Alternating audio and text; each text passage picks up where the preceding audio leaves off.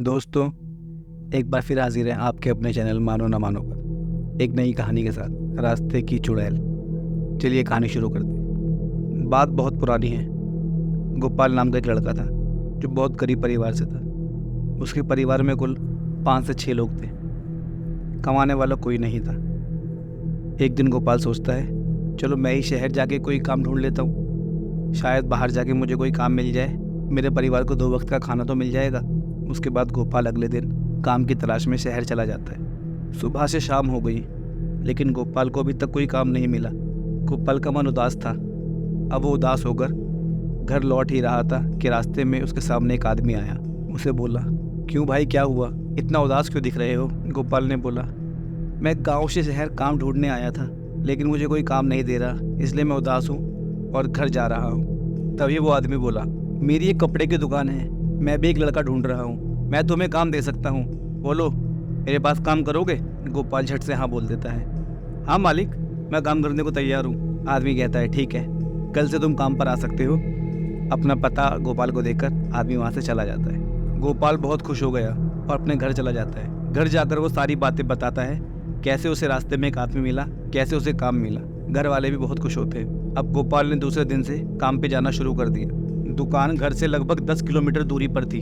गोपाल के पास कोई साधन भी नहीं था, इसलिए वह सुबह घर से जल्दी निकलता था ताकि समय से पहुंच सके, और रात को अक्सर उसे आने में देर हो जाती क्योंकि वो पैदल आया करता था। रोज का दिनचर्या ऐसा ही चल रहा था। फिर एक दिन गोपाल जब दुकान से घर आ रहा था तो उसने देखा रास्ते में एक बहुत सुंदर लड़की खड़ी है।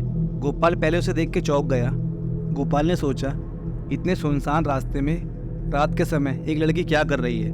गोपाल उस लड़की के करीब गया।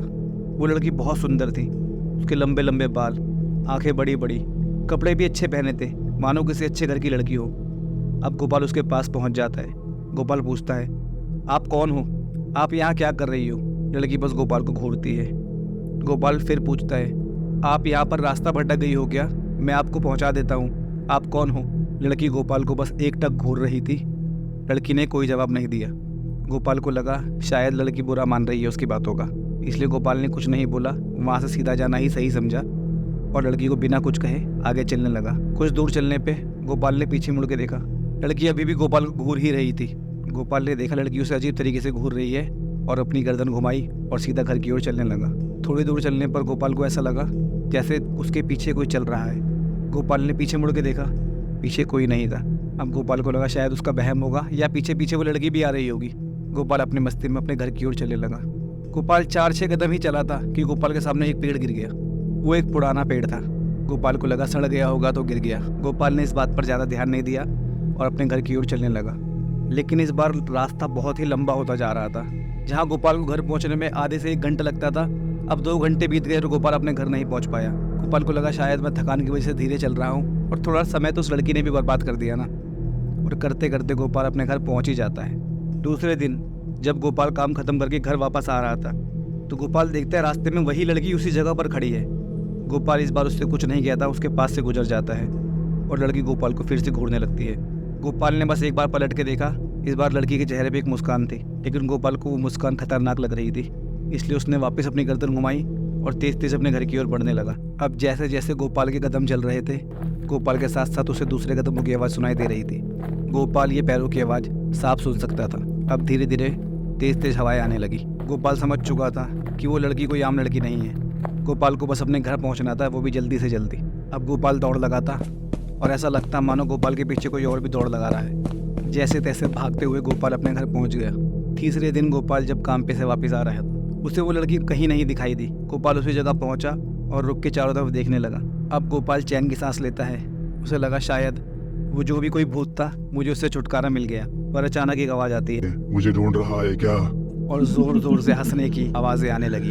गोपाल तो डर के कांपने लगा। गोपाल दबी हुई आवाज़ में पूछता है, कौन हो तुम? तुम मुझे रोज क्यों दिख रही हो? मैंने तुम्हारा क्या बिगाड़ा है? तुम हो कौन?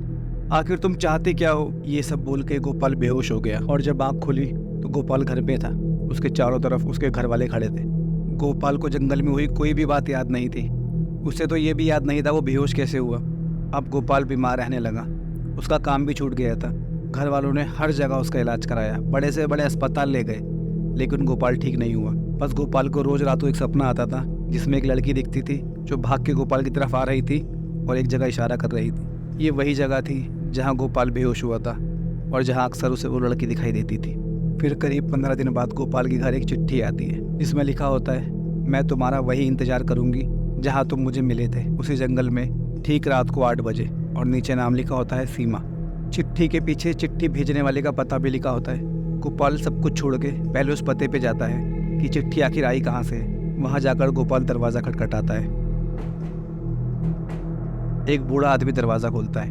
गोपाल बोलता है, मुझे सीमा से मिलना है। आदमी कहता है, बोलो भाई क्या काम है।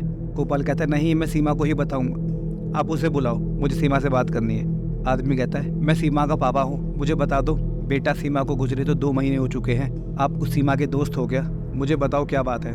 2 महीने पहले मर चुकी है, गोपाल ने पूछा। सीमा के पापा ने बोला, हाँ बेटा 2 महीने पहले वो मर चुकी है।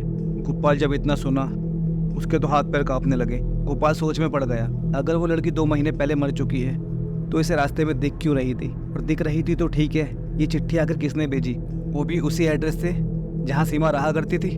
गोपाल को कुछ समझ नहीं आ रहा था ये सब उसके साथ क्यों हो रहा है। वो भागकर अपने घर गया, अपनी माँ को सारी बात बताई और चिट्ठी जला दी। गोपाल की माँ सारी बातें सुनकर एक तांत्रिक बाबा को बुला लाई और घर में एक तंत्र क्रिया करवाई। बाबा ने घर में पूजा शुरू करी और सीमा की आत्मा को वहाँ बुलाया। बाबा सीमा से पूछते हैं, क्यों उस लड़के के पीछे पड़ी है, आखिर तू चाहती क्या है। सीमा बताती है, गोपाल जिसकी दुकान पर काम कर रहा है उसी आदमी ने सीमा को मारा है और जिस जगह सीमा गोपाल को रोज दिखती थी वहीं काट रखा है। सीमा गोपाल को नुकसान नहीं पहुंचाना चाहती थी, माँ को इशारा दे रही थी कि वो आदमी ऐसा ही करता है। अपनी दुकान पर काम करवाने के कुछ दिनों बाद इंसान को मारकर उसके शरीर के पार्ट्स निकालकर बेच देता है, यही उसका असली बिजनेस है। मैं गोपाल को सिर्फ यही समझाती थी लेकिन इसने कभी रुककर मेरी बात सुनी नहीं, ये अक्सर मुझे देख के वहाँ से भाग जाया करता था। अब सीमा के कहे मुताबिक गोपाल वो तांत्रिक बाबा पुलिस स्टेशन जाकर पुलिस वालों को लेकर उस जगह पहुंचते हैं जहां सीमा अक्सर मिलती थी। थोड़ी सी खुदाई करने पे सीमा की बॉडी मिल जाती है जिसके बॉडी के सारे पार्ट्स गायब थे। अब गोपाल पुलिस वालों को लेकर उस आदमी की दुकान पर जाता है जहां पर गोपाल काम कर रहा था।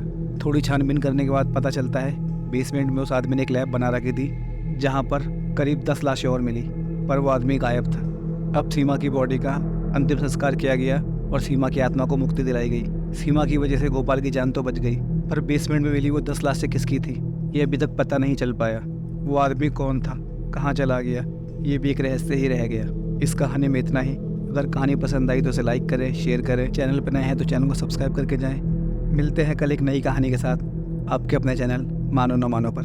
तब तक के लिए गुड नाइट।